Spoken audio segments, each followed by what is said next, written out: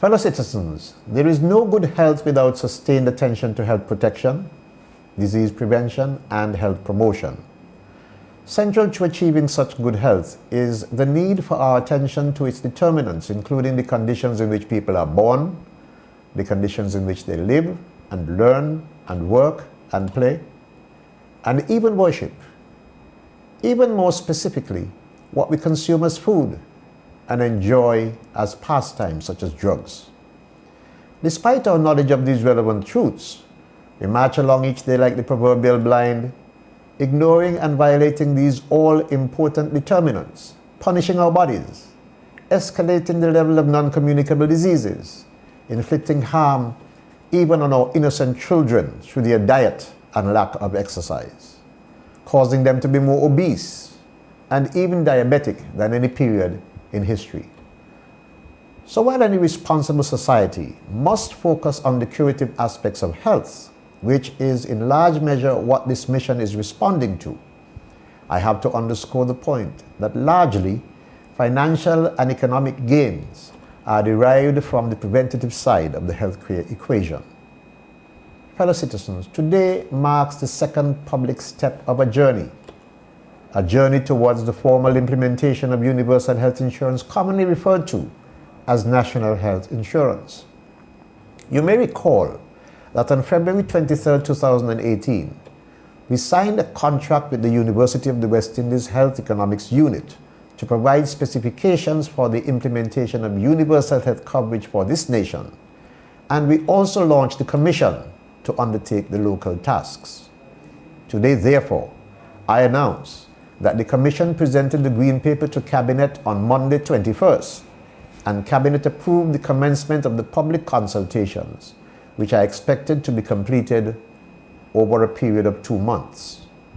Upon completion of the public consultations, Cabinet will review the outcomes presented in the White Paper that will form the basis of the third public phase, which is expected to be the launching of the universal health insurance in our state.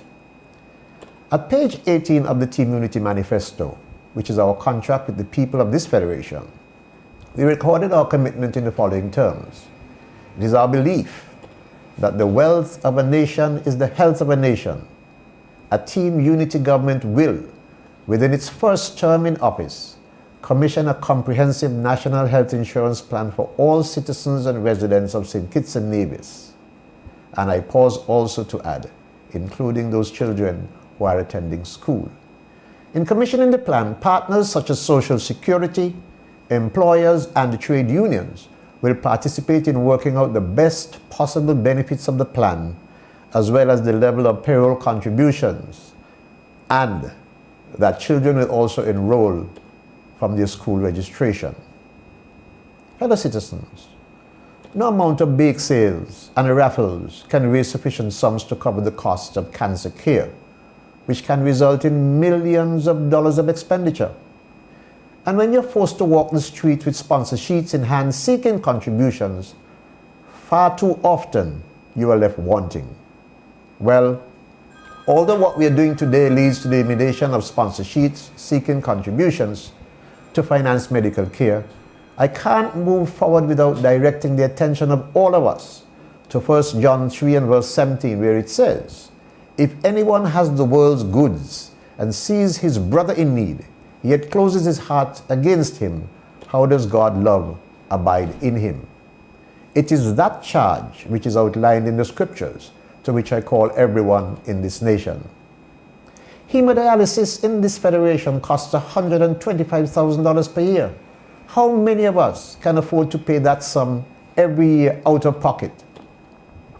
What if the private insurance companies decide that you're a bad risk and drops your coverage? Then what?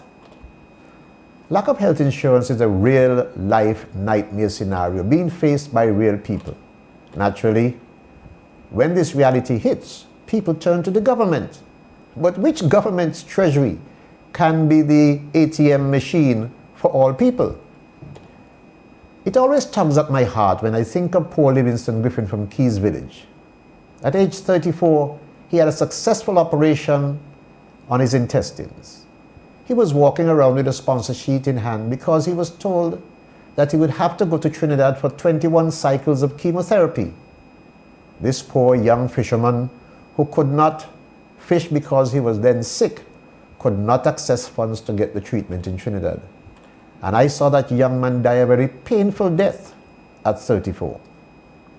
And 31-year-old Akila Dore was a young person working in the public service, but being an auxiliary worker, she was not enrolled for some reason on the government's medical scheme.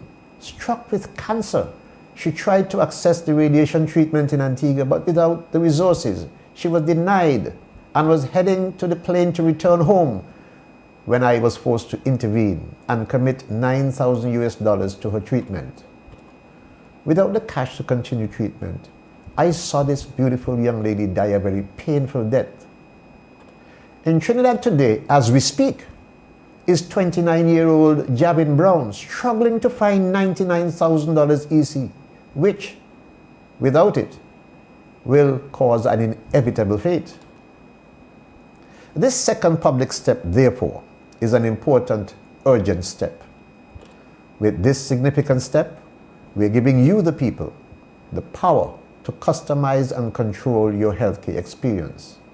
With this significant step, your caring team unity government is including you, the people, in this decision-making process that will alter and empower your lives.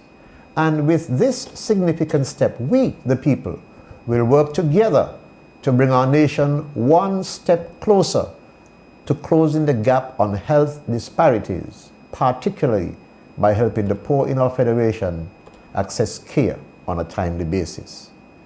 Indeed, today, we are much closer to attaining a landmark achievement for our nation as we strive to further advance St. Kitts and Nevis's stellar leadership in healthcare delivery. I therefore heartily encourage you, all of you, to participate in the consultations that will be held nationwide. The National Health Insurance Commission looks forward to explaining and discussing with you pertinent matters relating to financing options, collection of data, as well as actuarial considerations in putting together proposed benefit packages for the state.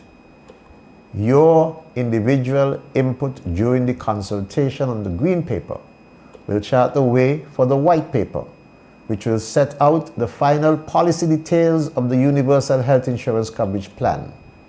It is expected that the white paper will be available to everyone by the end of 2018.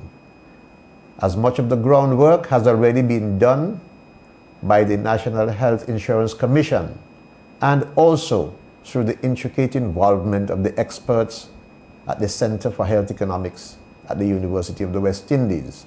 They have been assisting us in finalizing what we want to achieve as our goal. Today is therefore my honor and privilege to encourage all of you to participate.